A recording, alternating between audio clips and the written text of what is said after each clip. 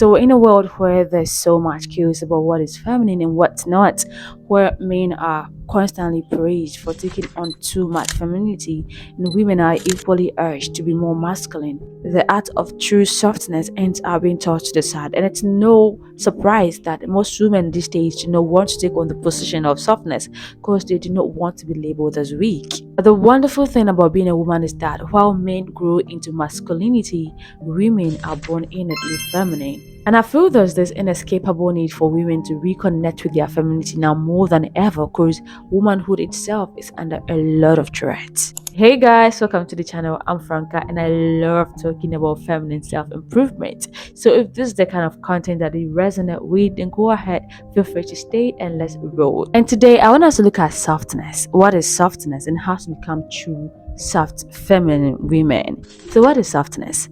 To understand this, I want us to look at everything that softness is not, and that is hardness. Anything that is hard is basically callous, unsympathetic, unyielding, not gentle, not vulnerable, or even delicate enough to give the tender, affectionate care needed to make someone warm and comfortable. You know that you are not soft when people have to walk on eggshells around you, because in actual sense, we are not supposed to be defensive around anything that is soft. And even though many people associate softness with being a weak person, we can become mentally and physically incredibly strong if we allow ourselves to become soft. Wholeheartedly accepting femininity and its attributes of tenderness and gentleness. It's how we embrace our strength and fulfill our roles as women. Because femininity isn't just a costume, and if your desire to become more feminine is extrinsically motivated for social advantages instead of it being deeply connected to your innermost feminine self, then you have to rethink your intentions. You are totally disconnected from femininity and can hardly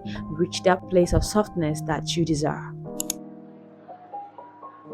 The quality of being kind, mild-mannered, considerate, and forbearing is now losing its essence, now given this negative connotation because of how unsettling the world has become. Other women are now encouraged to be ruthless, fierce, and aggressive to scare off predators. In as much as I don't encourage being a pushover, I think that the way and manner in which we approach people and situations is very important. Gentleness can be likened to sensitivity, and having this quality gives you the ability to nurture, to soften, to comfort, and even reconciliate divided factions. Softness can be so sharp and powerful. It makes you develop the spirit of empathy, and the very act of stopping and putting yourself in other people's shoes shows how much you care. And of course, you don't have to put other people's needs always above yours, but going out of your way to make room to accommodate people's feelings and needs just emphasizes how empathetic and genuine you are. You can dramatically soften your presence by thinking about how other people will feel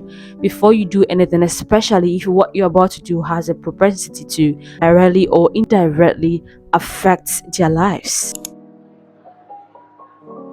So the very day I completed high school, I was so sad and overwhelmed with emotion because that was the very last day I'm going to see a lot of my colleagues. And I remember walking to one of my male colleagues asking him why he didn't look sad because he had no emotion showing on his face. It was like, Franca, I'm very sad. I'm really sad I gotta leave you, but I can't wear my emotions on my sleeves. And that was when I realized how much difference there is between men and women when it comes to showing vulnerability and emotions. Vulnerability is a very essential part of femininity, as there's this enigmatic, admirable aura of grace around a woman who is able to openly express her feelings appropriately without fear of being ridiculed.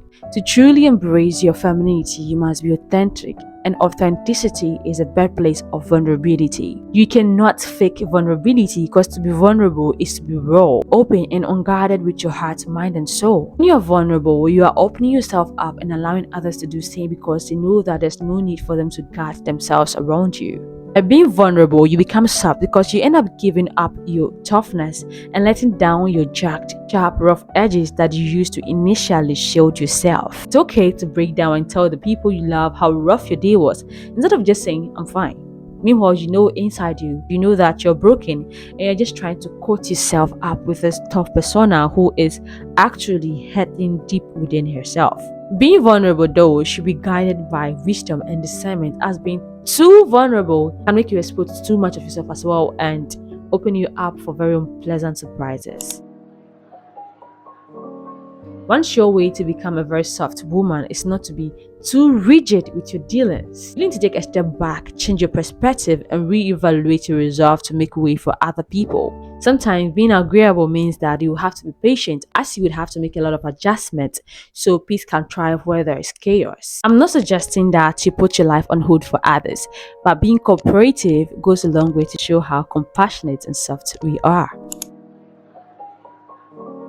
Unlike men, the conflict that we women find ourselves in is mostly non-violent and social. And so we should be able to gracefully resolve misunderstandings and respond with kindness when somebody tries to be very rude. The only time you should worry about fighting back is when your safety is at stake. Because repaying wicked intentions with softness embarrasses the perpetrator a lot. I've seen those situations a lot.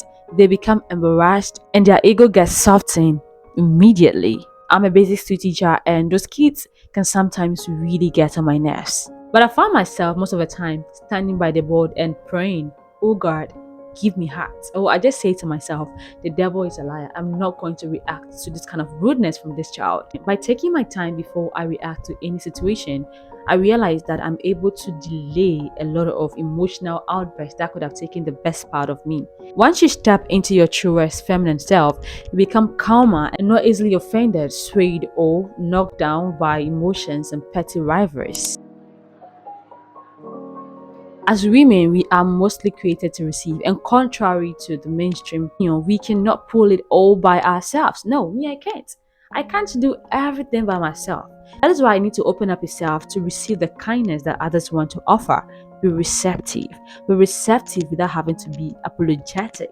Elements of the entire universe were created by God to co-depend on each other. So don't allow pride, fear of rejection, or pain to rip you of the joy of helping and being helped by other people. Being receptive to help and other gestures is a sign of humility and confidence. Because even if you decide to be on your own, that doesn't make you more or less efficient. That doesn't also take away from anyone. People go about their lives, they are okay. And you suffer alone. You suffer alone because your pride prevents you from opening up yourself to get help by other people. Do not let pride stand in your way because we all have limitations which we need to acknowledge. Where we are limited is where somebody can come in, and where they are limited is where we can come in. We are supposed to be flexible with each other and help each other in times of need. I wouldn't want this video to be too long, so I'm going to put the part 2 here when I'm done. But in the meantime, what this playlist because it's full of all the goodness I know that you're going to like. Guys, I'm really grateful that it came around to watch this video. Thanks for watching. Don't forget to subscribe. Until I see you next time. Take care.